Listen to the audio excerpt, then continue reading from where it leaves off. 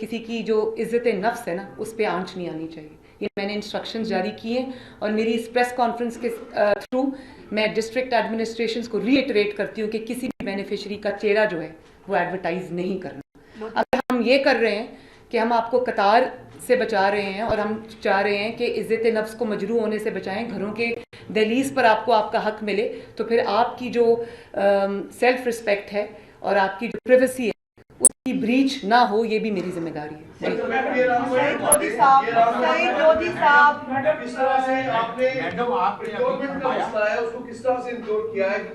सबसे ज्यादा जो इश्यूज आते हैं वो कैमरा रूल्स की वजह से आते हैं, तो कल को जो आपको भी मुमकिन है फेस करना पड़ेगा, तो इसका एक तो हुजम बता दें कितना है, और दूसरा इसका कैमरा रूल्स पर अमल दरामद के हवाले से बता दें, तीसरा इसमें जो आप पैकेज जो दे रही हैं वो सिर्फ 10 दिनों के लिए काफी होगा, तो क्या ये डबल भी जाएगा, दूसरा बैग भी जाएगा उसके घर में? देखिए, ये आपने जो सवाल किया है ना, ये बहुत इम्पोर्टेंट सवाल है, सारे इम्पोर्टेंट सवाल हैं, लेकिन ये आगाज़ है और ये बहुत कम है। मेरा बस चले तो हर जो गरीब है, नादार है, कोई मुस्तहिक है, उसके हर किसी कोई भी जो मिस आउट ना हो। मेरा तो ये है कि उनके घरों की दहलीज तक सबका हक पहुंचे। लेकिन आपको पता है कि जो पाकिस्तान की इकोनॉमिक सिचुएशन है और जो मेरे पास अवेलेबिलिटी है, मैंने उसमें से भी उसको बढ़ाया है, उसके हुजम को बढ़ाया है।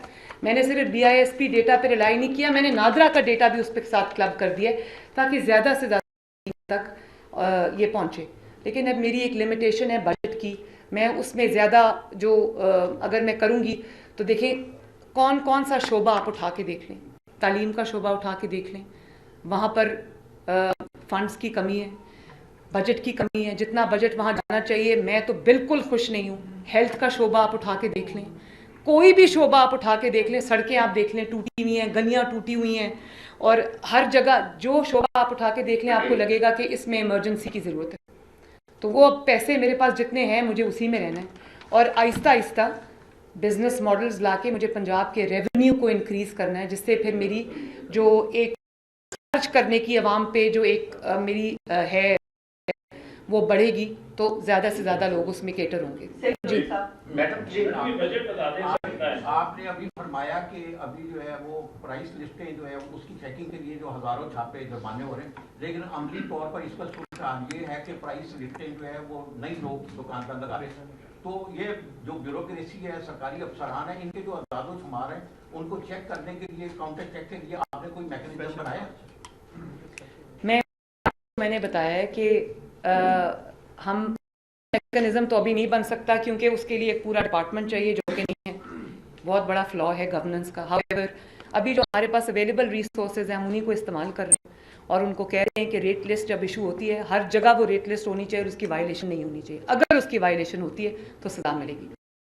बस आपके पास लास्ट क्वेश्चन प्लीज। आपने बड़े जो है डिस्ट्रीब्यूशन का जो तरीकाकार बताया है, बड़ा और कोशिश भी की जा रही है कि ज्यादा से ज्यादा लोग जो है हकदार तक पहुंचे, लेकिन अगर आपसे यकीनी तौर पे ऐसा होगा भी कि काफी हकदार लोग जो है वो आपके लूप में नहीं आ सकेंगे, आपके एक्सेस नहीं होगी, तो क्या लोगों की आप तक जो है उसका कोई तरीकाकार है कि वो आपसे कैसे प्रोटेक्ट करें, आपकी इंतजामिया से कैसे प्रोटेक्ट करें? क्या दोबारा करें सवाल प्लीज। आपके जो ये तरीकाकार आपने बनाया है इस ग्रुप में काफी ज्यादा लोग मिसिंग आप तमाम एक्सेस नहीं कर सकते, तो जो लोग मिसिंग हैं और वो चाह रहे गरीब हैं, गांव से हैं, तो कैसे हासिल होगी या कैसे रिव्यू कर? आपको अभी बताया कि मेरा तो दिल करता है सबको मिले, लेकिन अब जो डेटा है मेरे पास और वो जो प्रूवन डेटा है जिसकी सिफ्टिंग हो चुकी है, मैं उससे बाहर नहीं जा सकती। वरना लोग ये इल्ज़ाम लगाएंगे कि जी वो फलां पॉलिटिकल पार्टी को दे दिया, फलां को छोड़ दिया। मुझे बहुत लोगों ने ये शिकायत की कि पिछले 4 साल में इसके अंदर पॉलिटिकल इंक्लूजन्स भी बहुत ज़्यादा हैं और हमारी जो मुखालिफ जमात है उसको भी ये मिल रहा है। तो मैंने कहा अगर कोई गरीब है और वो चाहे उसका जमात किसी मेरी मुखालिफ जमात से ताल्लुक़ है, वो है गरीब और वो मेरी जिम्मेदारी है, तो वो मैं करूँगी इंशाल्लाह। हाउएवर ये जो आपने बात की कि तमाम गरीब जो हैं वो इसमें या मुस्तकीन जो वो इंक्लूडेड हों, तो वो मैं अब नेक्स्ट ईयर कर सकते हैं क्योंकि वो हमारे पास एक डेटा आ चुका होगा तब तक, जिसकी मैं अभी आपको मैंने बहुत अच्छे से एक्सप्लेन किया। देखें डिलीवरी टीम्स एक second, delivery teams district to district vary करती हैं। मैंने आपको बताया कि जहाँ पे डिस्टेंसेस लंबे हैं वहाँ पर डिलीवरी टीम्स की फ़र्क होगी, और जो बिल्कुल गुंजान आबाद इलाके हैं वहाँ पर ये वेरी करता है नंबर। ये कोई एक हार्ड एंड फास्ट रूल नहीं है कि अगर कि 10 डिलीवरी टीम्स होंगी या 20 होंगी या 30 होंगी। वो डिस्ट्रिक्ट ने अपनी प्लान के हिसाब से यूसी वाइज बनाई। आखिरी को आपने एम्पावर करने के लिए बड़ा अच्छा इनिशिएटिव लिया जी, और चूंकि हमारे माशरे में औरत को कमजोर समझा जाता है, उसकी उठा के उसको माशरे की तमीर और तरक्की से पीछे रखा जाता है। मैं सर आपसे ये सवाल कर दूंगा शार्ट कि आपसे पहले 2 मेयर वज़ीर आला थे, आप ऐसा क्या ट्रेंड सेट करेंगे कि लोग शहबाज और मोहसिन स्पीड को बोलकर नहीं, ये तो देखें, शहबाज शरीफ साहब की मैं बात करती हूँ, उनसे शुरू करती हूँ। मैंने पहले कहा था कि I have big shoes to fill. मेरा किसी मुखालिफ से कोई मुकाबला नहीं, क्योंकि मेरे किसी मुखालिफ ने कभी कोई काम ही नहीं किया, तो वो तो मेरा उनसे मुकाबला नहीं है। मेरा मुकाबला मेरी अपनी जमात के अंदर मौजूद जायंट्स के साथ है, जिसमें नवाज शरीफ साहब हैं, जिसमें शहबाज शरीफ साहब हैं, जिन्होंने खिदमत के रिकॉर्ड कायम किए हैं। और ये मैं बार बार कहती हूँ कि उनकी खिदमत को माइनस कर दें तो खंडरात के अलावा कुछ नहीं बचता। और वो 1901 का मंजर पेश करेगा, वो मुल्क भी, वो सूबा भी, जहाँ पर मुस्लिम लीग नून का जो फुटप्रिंट है वो आप माइनस कर दें। मेरा मुकाबला सख्त है, लेकिन देखें, मेरा शहबाज शरीफ साहब से मुकाबला नहीं है। उन्होंने मुझे ये बात बारहा कही, मुझे उनकी गाइडेंस से फ़ायदा उठाना है।